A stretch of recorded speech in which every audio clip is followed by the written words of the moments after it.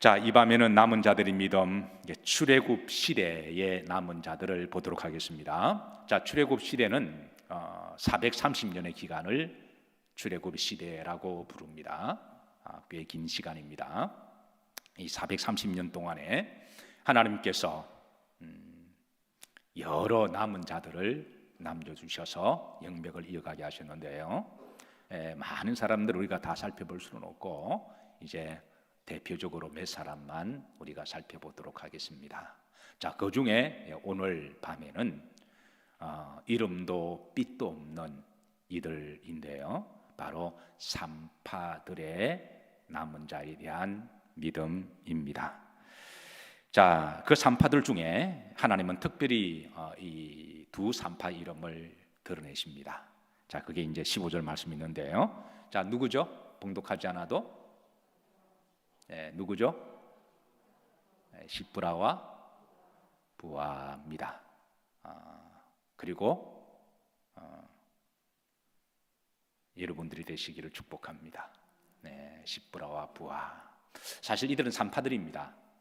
지금은 이제 산부인과 닥터들이 굉장한 사회적 위치와 또 존경과 또 넉넉한 삶을 예우를 받고 살아가지만 죄송합니다만은 옛날에는 산파들은 사회적 계급이 가장 하층 계급들이 했죠. 주로 종이나 노예나 몸종들이 그렇게 했는데요. 그리고 중노동이죠. 몇 시간 동안에 그렇게 산모와 더불어 함께 씨름돼야 되고, 그리고 이제 아기를 받아낼 때는 온몸에 피투성이가 되고, 그리고 잘못하면 다 독박 쓰고, 그래서 정말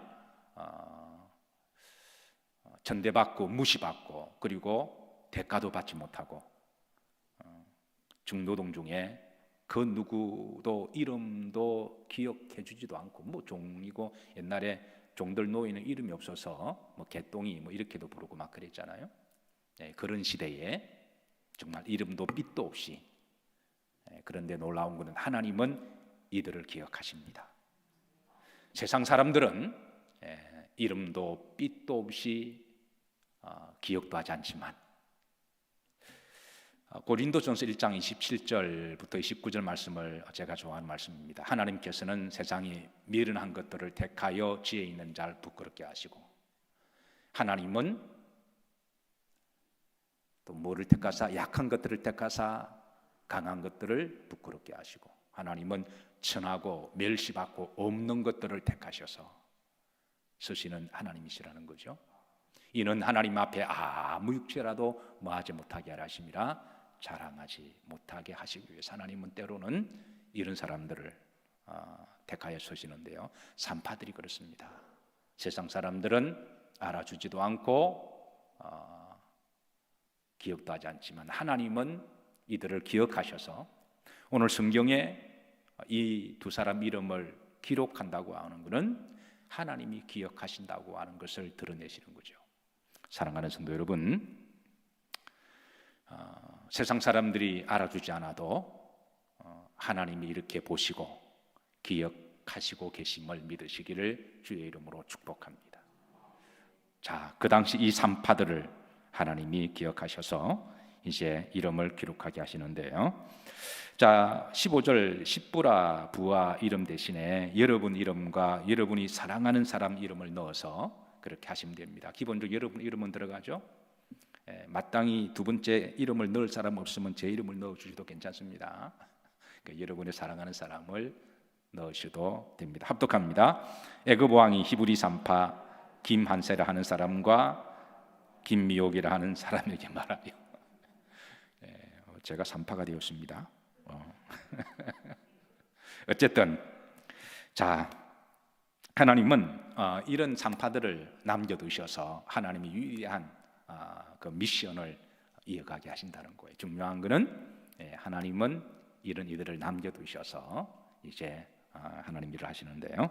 자, 오늘 말씀 7절 보십시다. 오늘 본문 배경을 읽습니다. 합독합니다. 이스라엘 자손은 생육하고 불어나 번성하고 매우 강하여 온 땅에 가득하게 되었더라. 이런 많이 들어본 말씀이죠. 생육하고 번성하고 충만하고 정복하라. 하나님이 태초에 아담과 하와에게 주신 말씀입니다. 그 축복을 아담과 하와는 교만하고 범죄함으로 잃어버린 거죠. 축복을 누리지 못하고, 그래서 하나님 다시 또 족장시대 아브라함을 택하셔서 아브라함에게 생육하고 번성하고 땅에 충만하게 할 것이고, 내가 내 자녀를 통해서 내가 그렇게 할 것이다. 이거는 이제 창세 때 하나님 주신 약속을 다시 성취하는 사건인데요. 그래서 아담에게 주셨던 말씀, 아브라함에게 주셨던 말씀이 오늘 이제 애굽에서 하나님이 성취시키는 말씀이기도 합니다. 사랑하는 성도 여러분, 하나님은 말씀하신 것을, 언약하신 말씀을 성취하시는 하나님이십니다. 예. 자, 그런데 여러분, 축복이 좋은 것입니까? 항상 좋은 것만은 아닙니까? 제가 묻습니다. 여러분, 축복은 좋은 것인가요? 아니면 항상 좋은 것만은 아니다? 어떠세요? 여러분, 축복은 좋은 것이다, 항상 좋은 것만은 아니다. 사실은 축복은 좋은 거죠. 축복은 좋은 거예요. 근데 문제는 이 축복을 잘 간수하거나 축복에 맞는 사명 감당하지 못하면 이게 항상 좋은 것만은 아니라는 거예요. 어쨌든 하나님이 약속대로 생육하고 번성하고 땅에 충만하도록 축복을 주셨는데, 그런데 이제 두 가지 문제가 생겼습니다. 첫 번째는 히브리 하나님의 백성들이 애굽에 한 130년 정도, 제가 대략 계산해 보니까 하나님이 한 130년 정도를 생육하고 번성하고 땅에 충만하는 복을 주셔서, 그러니까 430년 중에 하나님은 초창기에 한 130년 정도의 엄청 축복을 주셨습니다. 근데 저들이 하나님께 축복을 받으면 받을수록 언제부터인지 몰라도 세속화가 되어간 거예요. 축복은 좋은 건데 그 축복이 나중에 잘 간수하지 못하면 세속화가 되어 간다고 하는 점에 대해서는 항상 좋은 것만은 아니라는 거예요. 자, 이 문제가 생겼습니다. 그러니까 한 130년 정도 저들이 놀라운 축복을 누리면서 저들이 애굽 사람인지 하나님을 믿는 사람인지 분간하지 못할 정도로 애굽 사람과 거의 똑같은 그런 세속화가 된 점에 대해서 이제 문제가 생긴 겁니다.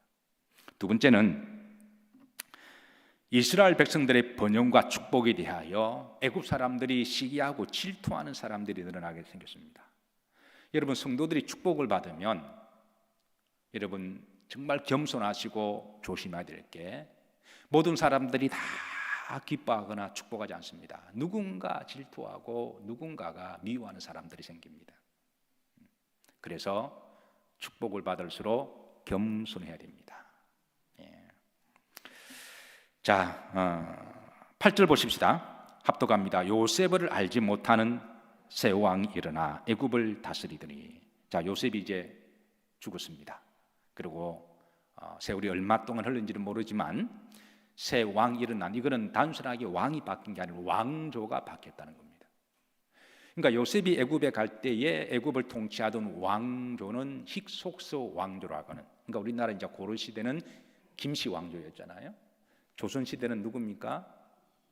이씨 왕조가 바뀐 거죠. 그러니까 왕이 바뀐 게 아니고 왕조가 바뀌면서 이제 완전히 무대가 달라진 거예요. 그래서 이제 조선 초에 고려의 왕자들은 다 왕이 들어가는 이 씨들은 다 이렇게 이제 숨거나 도망가기도 하고 또 성을 바꾸기도 했죠. 왕씨가 전씨를 바꾸기도 하고, 그리고 김씨로도 바뀌기도 하고, 그래서 우리 집 사람은 전씨고 자는 김씨고, 그래서 참고로 말하면 왕족 출신.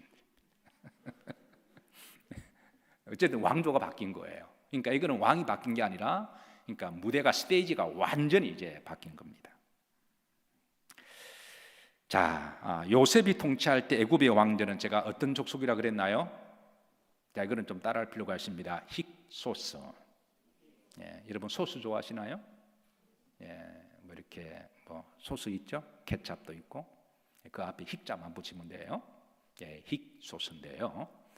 이게 이 힉소스 왕조가 특별히 요셉에게 환대를 해줬습니다. 요셉에게만 특별, 알렉산더 대왕이 유대 민족을 굉장히 특혜를 줬거든요. 그래서 알렉산드리아 이 항구를 만들 때에 그 100만 도시가 거하는 항구를 만들고 총 5구역 중에 20만 명을 거하는 신도시를 다 유대인들에게 다 줘버렸잖아요. 이건 엄청난 특혜입니다.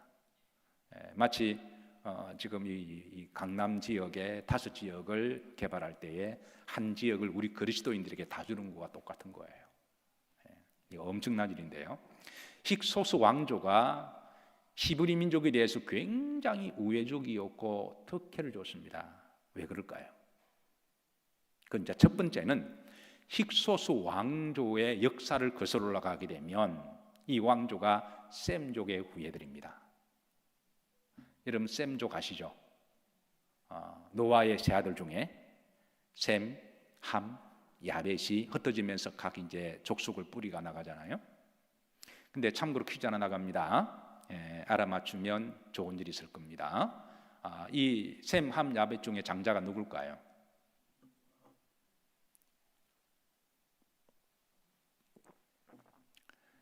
심령이 가난한 자가 복이 있나니. 우리 영일 성도님들은 겸손하셔서. 자, 셈, 함, 야벳 중에 장자가 누구죠? 많은 사람들은 셈을 알고 있잖아요.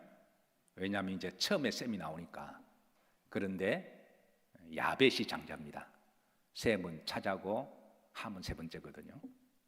근데 이 이제 세 족속이 흩어져서 자손을 퍼뜨리는데 이 힉소스가 셈족의 후예입니다. 이 셈족 후예에서 히브리 민족이 아브라함 족장이 나와요. 그리고 이제 족보로 거슬러 올라가면 이 같은 족속입니다. 그러니까 이제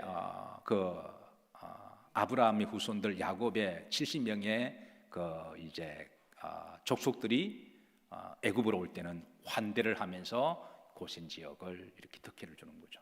고센 지역에 아주 목축하기 참 좋은 그 넓은 땅을 마치 알렉산드리아 대왕이 유대인들에게 한 구역을 그냥 신도시를 만들어서 준 거와 마찬가지로. 그게 이제 첫 번째고, 두 번째는 요셉이 너무너무 겸손하게 정치를 잘하는 거예요. 그리고 또 하나님이 능력을 받아서 그래서 또 이렇게 미래를 내다보기도 하고, 또 미래를 내다볼 뿐만 아니라 또 대안도 내놓고, 그러니까 뭐 나라를 살린 영웅이죠. 그래서 이것 때문에 이제 힉소스 왕조에서는 히브리 민족을 웰컴하고 특혜를 주고 그렇게 하는데요. 자, 그 세월이 그 힉소스 왕조가 끝이 나고 요셉이 죽었습니다. 요셉은 몇 살까지 살았나요? 130까지 살았죠. 그러니까 30살에 애굽의 총리가 됩니다. 그러고 나서 이제 나라를 잘 다스리고 얼마 있다가 가족들을 다 초대하죠. 그러니까 요셉이 죽고, 그러면 이제 이스라엘 백성들이 이제 애굽으로 이주하고 왕조가 바뀌고, 자, 요런 요셉은 죽고 그러면 대략 한 130년에서 150년 정도 지났다고 보시면 돼요. 이 기간 동안에 하나님이 엄청나게 축복을 하십니다. 생육하고 번성하고 충만하게 하셨습니다. 자, 그런데 이제 왕조가 바뀌었습니다. 이 힉소스 왕조를 몰아내고 라고 하는 왕조가, 이 투트모스 왕조는 마치 이제 우리나라 역사에 고려 왕조와 이조 왕조로 보시면 됩니다. 그러니까 어느 이조 왕조 나쁘다라는 말은 아닙니다. 이 시들 다 힘들지 마시고, 그러니까 분위기가 그렇다라는 거예요. 그 투트모스 왕조가 들었으면서 이거 완전 우상 숭배하는 족속이거든요. 이 투트모스 왕족은 이제 야벳의 후예들입니다.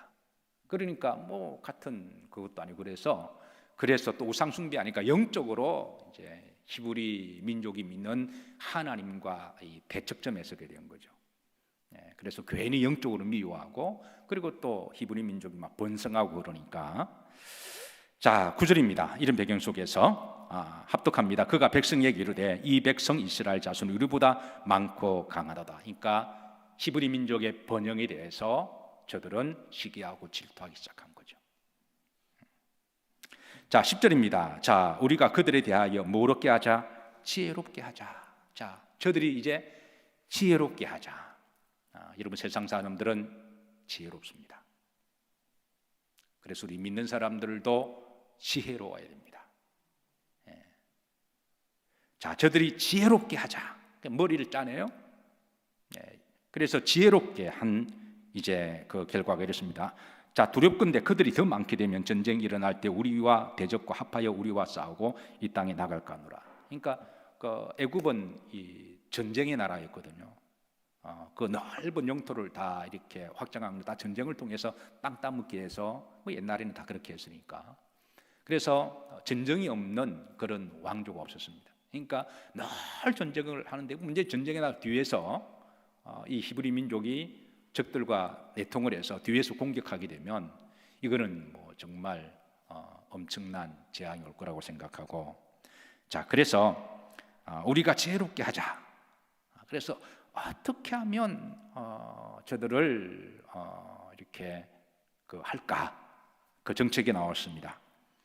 첫 번째는 저들을 잠재적인 전쟁의 국가 모반자 반역자로 만드는 거예요. 그게 이제 10절 중반절이죠. 우리가 전쟁할 때 저들이 우리 대적과 합하여, 이거는 뭐 국가 반란죄잖아요.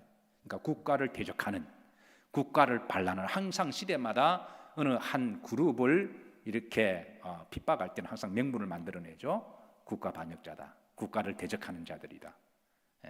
이렇게 딱 프레임을 씌워놓으면 이제 그게 다른 사람들이 볼 때는 합리적인 그런 이유가 되는 거죠. 자, 애굽 백성들이 볼 때 애굽의 지도자들이 이런 프레임을 만들어 놓습니다. 저들은 국가 반역자다. 우리가 전쟁할 때 우리 뒤에서 뒤통수를 칠 수 있는 사람들이니까. 그 애굽의 시민들이 흥분하기 시작합니다. 적개심을 불어넣는 거죠. 애굽 백성들에게 적개심을 넣어서. 그래서 저들은 이제 지혜로운 대안이 뭐냐면 저들을 다 노예로 전락시켜 버립니다. 그 전까지는 자유의 신분이었는데, 이게 자유라고 하는 것은 투표할 수 있는 권리도 있고, 그리고 목소리를 낼 수 있는 권리도 있잖아요. 그리고 재산권도 있잖아요. 그런데 노예로 딱 전락을 시키면, 자, 첫 번째, 저들이 가진 재산을 다 몰수할 수 있습니다. 이건 법적으로 다 뺏어갈 수 있는 거예요.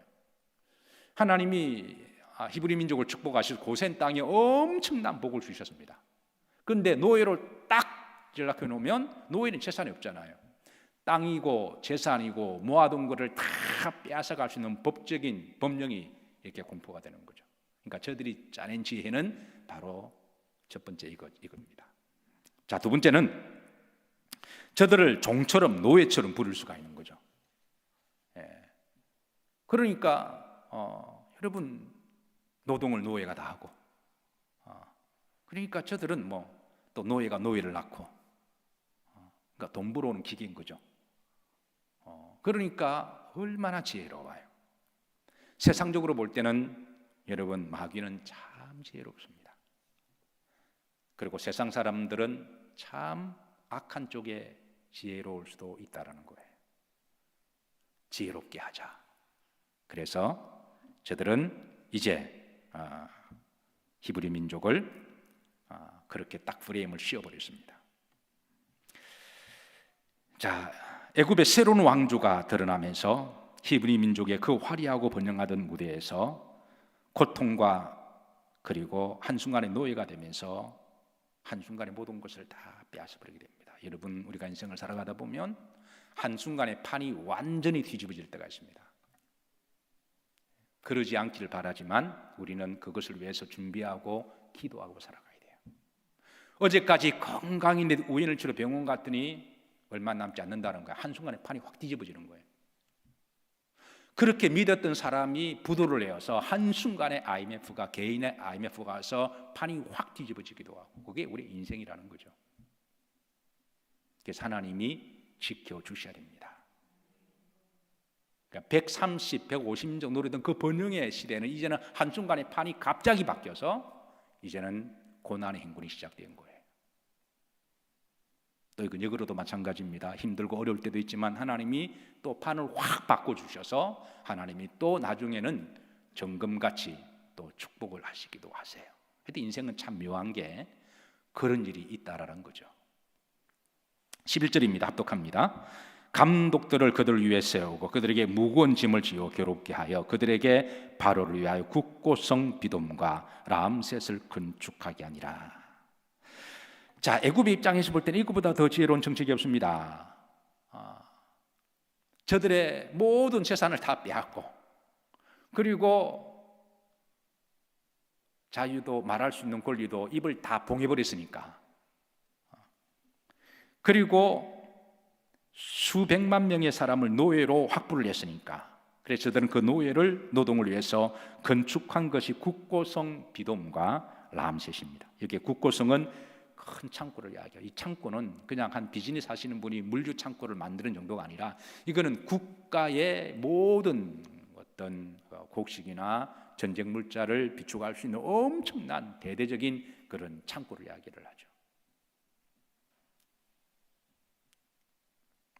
그리고 이제 람셋은 일종의 신도시인데요. 그게 큰 지금으로 말하면 한때 이제 분당이 들 때 천당보다 분당이 살기 좋다고 그래서 많은 사람들이 분당 갔다가 양재를 못 돌아오고 다 후회들 하고 계세요. 분당이 분당 신도시 들었을 때에 그때 그냥 또 난리가 났죠. 지도 한번 보도록 하십니다. 이 이제 지도를 보면 위에 비돔 있고 위에 람셋 있죠. 그 람셋 여기에 애굽이 엄청난 신도시를 만든 거예요. 그리고 비돔에 국고성을 만들고 큰 물류창, 여기에 있는 동원은 다 누구를 동원했다? 히브리 민족을 다 동원해. 월급도 안 주고 그냥 뭐 때려가면서 학대시키는 일을 시킨 거죠. 지혜롭게 하자. 얼마나 좋아요. 애굽 사람들이 볼 때는 뭐 이것보다 지혜로운 게 없습니다. 12절 합독합니다. 그러나 학대를 받을수록 더욱 번성하여 퍼져가니 애굽 사람 이스라엘 자손으로 말미암아 여기에 또 신비가 있습니다. 우리 기독교인들은 좀 이상한 영적 근성이 있어요. 고난을 받을수록 더 하나님 앞에 나오고 기도하고 강하고 담대하기도 해요. 이게 우리 기독교인들만 가지고 있는 영적인 근성입니다. 그래서 고난이 항상 나쁜 것만은 아닙니다. 축복이 항상 좋은 것만도 아니고 고난이 항상 나쁜 것만은 아니에요. 자, 어쨌든 이 일로 말미암아 애굽 사람들은 더 근심하게 되고요. 자, 13절입니다.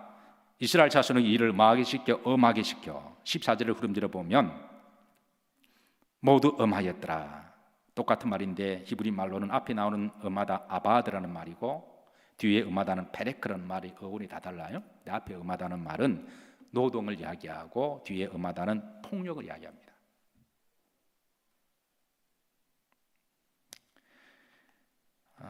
그런데 왜 하나님께서 이런 때로는 고통을 고난을 허용하실까? 그 첫 번째는 따라서 하시면 기도하기 위해서. 나중에 이제 우리가 2장에 가면요, 이스라엘 이 학대 때문에 하나님 앞에 비로소 여호와 이름을 부르짖기 시작하더라는 말이 나와요. 이런 고난 전에는 기도를 안 했더니, 근데 이 고난을 통해서 비로소 하나님 앞에 나와서 간절히 부르짖고 하나님이 저들의 기도를 들으시고 그러셨습니다. 두 번째는 영적인 깨달음 때문에 그래요. 자, 참고로 아까 제가 히브리 민족이 애굽에서 얼마 동안 생육하고 번성의 복을 누렸다고 그랬나요? 한 130년, 150년. 그 적은 세월이 아닙니다. 꽤 긴 세월입니다. 근데 문제는 그 축복을 주셨을 때 저들은 세속화되었다라는 거예요.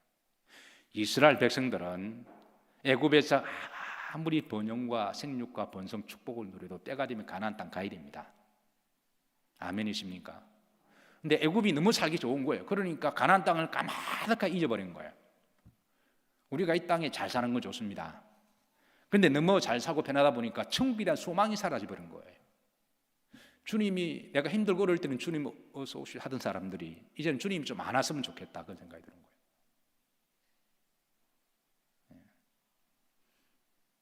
거예요. 저들은 천국이라는 소망을 잃어버렸습니다. 가나안 땅 갈 생각을 안 해요. 그래서 하나님이 때로는 고난을 허용하시는 것은 영적으로 깨달아서 가나안 땅으로 돌아가도록 하기 위해 하나님은 애굽의 고난을 따라서 하신다, 허용하셨다.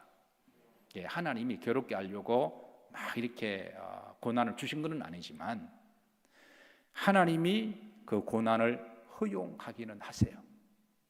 그래서 저들은 비로소 그 고난 때문에 나중에 어쩔 수 없이 가나안 땅에 대한 소망을 가집니다.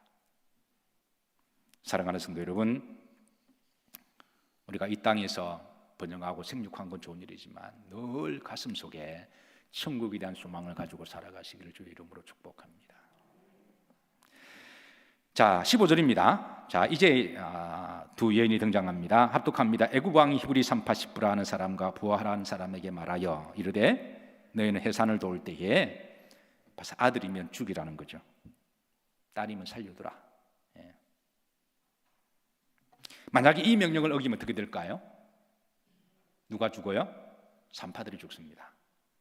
당시 산파들이, 히브리 산파들이 많았는데 그들이 다 남은 자가 아니라 그 중에 대표적으로 십부라 부하를 소개를 하고 있는 거죠. 아마 다른 산파들은 스슬플은 파라오의 왕의 명령을 두려워하면서 애가 태어나면 남자면 확 죽여버렸을 거예요. 예. 왜? 두려우니까. 자, 그런데 히브리 산파 이 두 사람은 남은 자 어떻게 했느냐 하면 이제 이 남은 자들의 믿음 네 가지만 보고 말씀을 마치도록 합니다. 첫 번째, 자 17절입니다. 합독합니다. 그러나 산파들이 하나님을 두려워하여 애굽 왕의 명령을 어기고 남자 아기들을 살린지라. 하나님을 두려워하는 믿음을 가졌다는 거죠. 그러니까 애굽 시대에 그 산파들의 믿음이 어떻게 해서 끝까지 남아있는 믿음이었느냐, 하나님을 두려워하는 믿음이시다는 거죠. 자, 이 세상에는 두 종류의 두려움이 있습니다. 하나는 세상에 대한 두려움이 있습니다. 그리고 하나님에 대한 두려움이 있습니다. 이 산파들은 물론 바로 왕의 스슬프른 그것도 두렵지만 그러나 그 두려움보다도 하나님을 더 두려워했다는 거죠. 사랑하는 성도 여러분, 우리가 세상을 살아가다 보면 우리는 두 종류의 두려움을 받고 살아갈 때가 있습니다. 그러나 여러분, 하나님을 더 두려워하시기를 주의 이름으로 축복합니다. 자, 두 번째, 이 산파들의 지혜로운 믿음인데요, 19절입니다. 합독합니다. 산파가 바로게 대답하되 히브리 여인은 애굽 여인과 같이 아니하고 건장하여 산파가 그들에게 이르기 전에 해산하였더이다 하며. 참으로 지혜로운 대답입니다. 죽이라 그랬는데 산파들이 말하기를 히브리 여인들은 워낙 몸이 튼튼해서 달려가면 이미 아이를 출산해서 우리가 죽이지 못했습니다. 얼마나 지혜로운지 몰라요. 여러분, 주님이 우리들에게 너희들이 세상 사람들이 지혜로운데 믿는 사람은 세상 사람들보다 더 지혜로워라, 그렇게 말씀하셨습니다. 때로는 그 지혜를 강조하기 위해서 뱀처럼 지혜롭고 비둘기처럼 순결하라고 말씀하셨습니다. 그래서 우리 그리스도인들은 지혜롭기 위해서 기도하고 지혜롭기 위해서 열심히 공부하고 지혜롭기 위해서 노력을 해야 됩니다. 멍 때리고 어리석게 있으면 당하기 딱 좋습니다. 믿는 사람이라고 해서 여러분 어리석다라게 그런 말을 들어서는 안 됩니다. 순수하되 여러분 지혜로우시기를 주의 이름으로 축복합니다. 애굽 사람들이 얼마나 지혜로워요? 그냥 막 죽이지 않습니다. 법을 만들어 놓습니다. 프레임을 딱 만들어 놓아요. 그리고 합법적으로 빼앗아가는 거예요. 그렇다고 믿는 사람들이 그들과 싸울 수는 없잖아요. 같이 폭력을 행사할 수 없잖아요. 그럼 무조건 그러면 끌려가야 될 그거는 아니잖아요. 그러니까 지혜를 내서 그들을 대해야 된다는 거예요. 오늘 이 시대에 여러분 판이 한순간에 바뀔 수가 있습니다. 지혜로워야 됩니다. 괜히 지혜롭지 못하게 그냥 어설프게 했다가 나중에는 그냥 고스톱에서 말하면 따블로 묶고 들어갈 수가 있습니다. 지혜로워야 됩니다. 지혜롭게 해서 기도하고 지혜롭게 해서 연구하고 지혜롭게 해서 방법을 찾아내고 어떻게 하든지 복음을 지키고 믿음을 지켜야 돼요. 어설프게 되었다가는 따블로 묶고 들어갈 수가 있습니다. 지혜로워야 됩니다. 기도할 때 지혜를 위해서 기도해야 되고, 그러면 하나님이 너 중에 지혜가 부족하거든 하나님께 구하라, 그래야 하면 주시리라. 산파들이 지혜가 얼마나 지혜로워요. 바로 왕 앞에 가서 싸웠나요? 화를 내고 분노가 그랬나? 그 말이 얼마나 지혜로워요. 사랑하는 성도 여러분, 오늘 시대에 우리 그리스도인들에게 지혜가 필요할 때입니다. 그리고 하나님의 사역을 할 때 지혜롭게 해야 됩니다. 세 번째 산파들의 믿음은 은혜로운 믿음인데 20절입니다. 하나님이 그 산파들에게 뭐를 베푸시니? 은혜를 베푸시니. 이 산파들은 은혜를 늘 갈급했고 하나님 은혜를 주셨습니다. 여러분, 애굽의 트투모스 왕조가 통치할 때는 은혜가 없는 시대였어요. 무서운 시대였습니다. 율법의 시대였고 법의 시대였고 그리고 드라이하고 강팍한 시대였습니다. 그런 시대에 여러분, 우리가 은혜를 가지고 부드러운 마음을 가지고 항상 기뻐하고 범사에 감사하고 은혜로운 마음을 가지고 우리가 강팍하지 아니하고 은혜로운 마음 가지고 살아가는 것이 얼마나 귀하고 복된 줄 모릅니다. 아멘 합시다. 여러분, 강팍한 시대에 독하게 살면 자기가 힘들어요. 이기려고 막 싸우고 손해 안 보려고 막 계산하면 결국은 뭐 조금 손은 안 보겠지만 자기가 힘들어요. 은혜롭게 사는 게 축복입니다. 이 산파들의 믿음은 은혜로운 믿음이었어요. 산파들이 사는 시대는 무서운 시대고 서로 고발하는 시대입니다. 남자이면 죽이라. 죽이고 살린 사람들 자기끼리 막 고발하게 만들어요.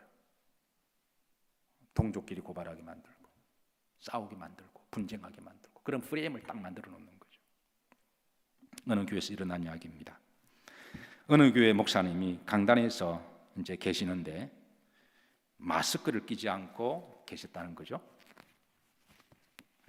물론 이제 강단과 회중 사이에 어느 정도 뭐 사회법적으로 2m의 거리만 두면 괜찮잖아요. 그죠? 맞습니까? 식당 가서도 그냥 밥 먹을 때는 서로 얼굴 보고 다 먹대. 근데 교회는 뭐 지금 여러분과 저 사이에 나와 당신 사이에 저 바다가 없었다면 뭐 이렇게 뭐 5m는 되겠네. 어쨌든 목사님이 강단에서 이제 마스크를 안 끼고 왔다 갔다 하는데 그 교회 교인 중에 하나가 글을 올렸습니다. 우리 목사님이 강단에서 마스크를 안 꼈는데 어떻게 고발하면 되냐고. 그래서 제가 마스크 꼈습니다. 제가 지금 몇 주 사이에 꼈다가 벗었다 하는 이유도 누가 말하면 마스크를 꼈다 말할 수는 있잖아요. 그 거짓말은 아니니까 꼈다 벗었다 하죠. 세상 사람들이야 기독교를 개독교라 말하고 강팍하게 말해도 뭐 원래 그런 사람들이니까. 그런데 어떻게 교회 다니는 사람이 어떻게 하나님의 종이라고는, 여러분 강단에 목사가 마스크를 딱 끼는 영적으로 주는 게 하나님의 입술을 그냥 쌌다 마우스 한다는 그런 느낌이 있어서 제가 마음이 너무 불편하는 거예요. 어떻게 강단에까지 하나님 입을 그냥 딱 그냥 막아두는 그런 느낌 같아서 제가 마음이 너무 아픈 거예요. 그래서 기도하다가 일단은 앞에 이거는 아크릴을 붙이자. 세상 사람들이야 그래 말해도 몰라도 교회 다니는 사람이 어떻게 그렇게 할 수가 있냐는 거예요. 그러니까 은혜가 사라진 시대를 우리는 지금 살아가고 있습니다. 여러분, 강팍한 시대에 여러분 마음속에 늘 은혜가 충만하시기를 주의 이름으로 축복합니다. 이 산파들이 사는 시대는 얼마나 어려운 시대예요. 그런데 늘 은혜의 마음을 가지고 살았다는 거예요.